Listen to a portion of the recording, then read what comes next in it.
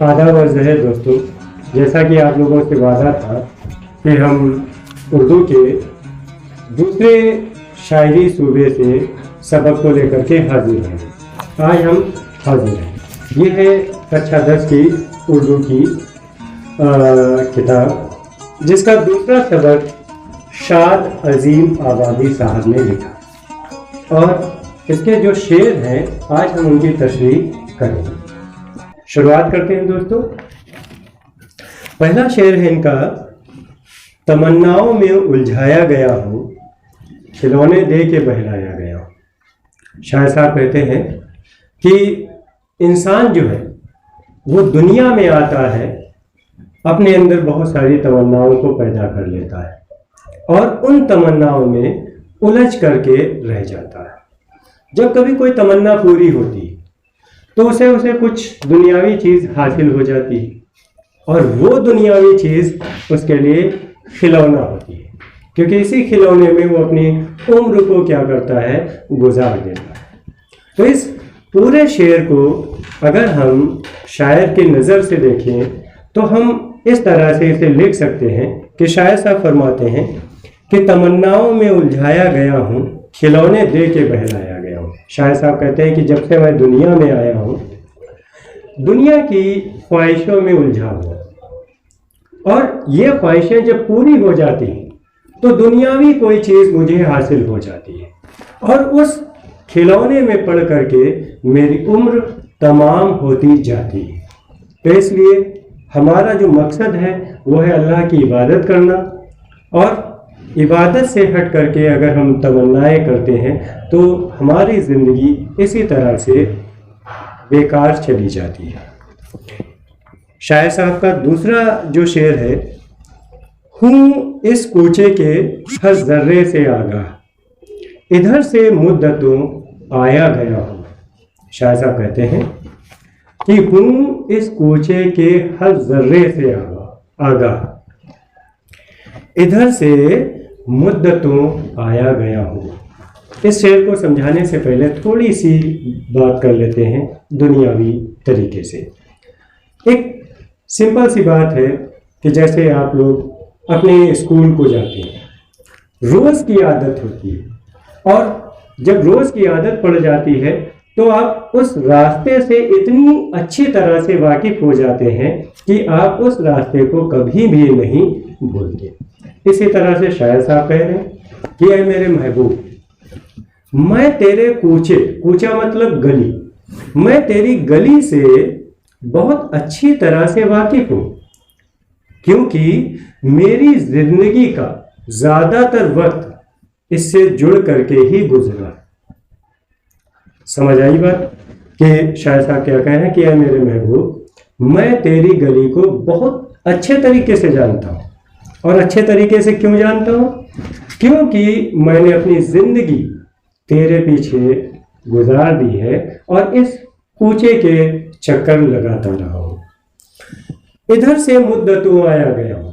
मुद्दत कहते हैं लंबे समय को, तो शायर साहब कहते हैं और इस कूचे से, इस गली से वाकिफ होने की जो मेन वजह है वो मेन वजह ये है कि मैं इस कूचे से मुद्दतों आता जाता रहा हूँ कि मेरे महबूब, तू मेरा महबूब है और जब तू मेरा महबूब है तो तेरी बारगाह में मैं आऊँगा ही, और जब आऊँगा तो तेरे बारगाह तक आते हुए उस रास्ते को भी या उस कूचे को, उस गली को, तेरे मकान को, इन सारी चीज़ों को मैं अच्छी तरह से पहचानने भी लगूंगा। यहाँ पर इस शेर को लिखने का तरीका क्या होगा? लिखेंगे कि शायर साहब फरमाते हैं कि ऐ मेरे महबूब, मैं तेरे कूचे यानी कि गली से अच्छी तरह से वाकिफ़ हूँ, और ये ऐसा इसलिए है क्योंकि मैं तेरे कूचे से बार बार आया गया हूँ और बहुत लंबा वक्त यहाँ से आने जाने में, तेरे दीदार करने में मैंने लगाया है। अब बढ़ते हैं दोस्तों अगले शेर की ओर। दिले मुस्तरिब से पूछ ऐ रौनके बज़्म, दिले मुस्तरिब से पूछ ऐ रौनके बज़्म, मैं खुद आया नहीं लाया गया हूँ। एक सपोज कर लीजिए कि किसी महफिल में आप नहीं जाना चाहते और आपका कोई अजीज दोस्त है, वो आपको जबरदस्ती उस महफिल में ले जाए, और अगर कोई आपसे सवाल कर बैठे तो आप क्या कहेंगे कि मैं नहीं आना चाहता था इस महफिल में, लेकिन मेरा ये जो दोस्त है ये मुझे मजबूर करके ले आया। मुस्तरिब मजबूर को ही कहते हैं। तो शायद साहब कह रहे हैं कि जब वो महफिल में यानी कि दुनियादारी में आए तो उनका मिजाज ये था कि देखो मैं इस दुनियादारी में नहीं पढ़ना चाहता था, लेकिन जो दिल की ख्वाहिशें, दिल की जो हसरतें, उन्होंने मुझे मजबूर कर दिया कि मैं इस दुनियादारी में हिस्सेदार बनूं। तो इसलिए ही शायद साहब कहते हैं कि दिले मुस्तरिब से पूछ ऐ रौनके बज़्म, मैं खुद आया नहीं लाया गया हूं। यानी कि शायद साहब कह रहे हैं कि मैं इस दुनियादारी में खुद शामिल नहीं हुआ, शामिल होने के लिए मुझे मेरे दिल ने मजबूर किया है। तो इसलिए दुनियादारी, ए दुनिया वालों, ज़्यादा खुश ना हो, मैं खुद नहीं आना चाहता था, बल्कि मजबूरी में अपने दिल के हाथों मजबूर होकर के मैं यहाँ पर आया।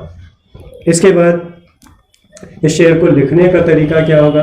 तो लिखने का तरीका होगा कि शायद साहब फरमाते हैं कि मेरे महबूब, मैं तेरी महफिल में यानी कि दुनियादारी में नहीं आना चाहता, लेकिन मेरे दिल ने मुझे इतना मजबूर कर दिया कि मैं तेरी महफिल में आकर के खड़ा हूँ और मैं यहाँ आना नहीं चाहता था, जबरदस्ती लाया गया हूँ, इसमें मेरा कोई कसूर नहीं। इसके बाद बढ़ते हैं अगले शेर की ओर। ना था मैं मौक़िफ़ एजाज़ मैं का बड़ी मुश्किल से मनवाया गया। शायद साहब कहते हैं कि अल्लाह ने मुझे जो इल्म दिया, काबिलियत दी, उस इल्म, उस काबिलियत के लिए मुझे किसी की तारीफ, किसी की बड़ाई की ज़रूरत नहीं थी, लेकिन कभी मुझे ये ख्वाहिश नहीं रही, अपनी ज़िंदगी में मस्त था। लेकिन जब दुनियादारी में आया तो दुनियादारी में आकर के एजाज़ मैं यानी कि ये मेरी जो बड़ाई है, दुनिया में नाम और शोहरत है, ये सब बड़ा, इसकी मुझे आदत भी नहीं थी और ख्वाहिश भी नहीं। लेकिन जब दुनियादारी में शुमार हो गया तो फिर मैंने अपने दिल को इस चीज़ के लिए आखिर मना लिया कि चलो अब दुनिया में आ ही गए हैं तो क्यों ना इस एजाज़ मैं को भी अपने साथ शुमार कर ले। लिखने का तरीका दोस्तों क्या होगा? शायद साहब फरमाते हैं कि मेरे महबूब, मैं इस दुनियादारी की शोहरत, बड़ाई को कभी भी नहीं चाहता था कि ये मेरी ज़िंदगी का हिस्सा बने, लेकिन जब मैं दुनियादारी में शामिल ही हो गया हूँ तो अब जो मिल रहा है वो दिल को भी मैंने तसल्ली दे दी कि चलो जो मिल रहा है वो किस्मत है और यही मेरा आगे का अंजाम भी है। अब हम बढ़ते हैं आखिरी शेर की ओर और इस शेर में शाद साहब ने अपनी एक बारीक सोच का मुजाहिरा किया है। पढ़ते हैं शेर की ओर। कुजा में और कुजा ऐ शाद दुनिया, कहाँ से किस जगह लाया गया हूँ। कुजा कहते हैं कहाँ। शायद साहब कहते हैं कि कुजा में मैं कहाँ था, अपनी ज़िंदगी में मस्त था, अल्लाह की इबादत करता था, दुनियादारी से दूर था, मकरो फरेब से दूर था। फिर क्या हुआ? कुजा ऐ शाद दुनिया, और कहाँ ये रंगीन दुनिया थी।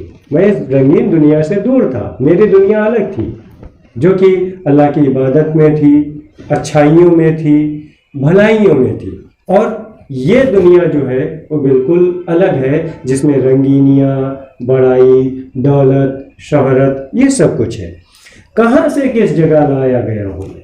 अब शायद साहब कह रहे हैं कि कहाँ मेरी वो दुनिया थी जिसमें मुझे केवल इबादत और अल्लाह की से मोहब्बत थी, और उस दुनिया से उठा करके मुझे इस दुनिया में ला करके रख दिया गया है जहाँ पर दुनियादारी ही सब कुछ मानी जाती है। तो इस शेर को लिखेंगे कैसे? शायद साहब फरमाते हैं कि मेरी अपनी दुनिया थी, मैं उसमें खुश था, जो झूठ मकर और फरेब से बिल्कुल अलग थी।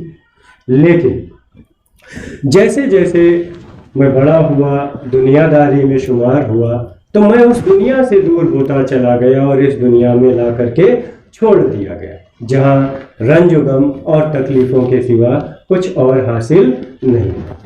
दोस्तों, ये उर्दू दर्जा 10 का जो दूसरा सबक है यहीं पर मुकम्मल हो जाता है।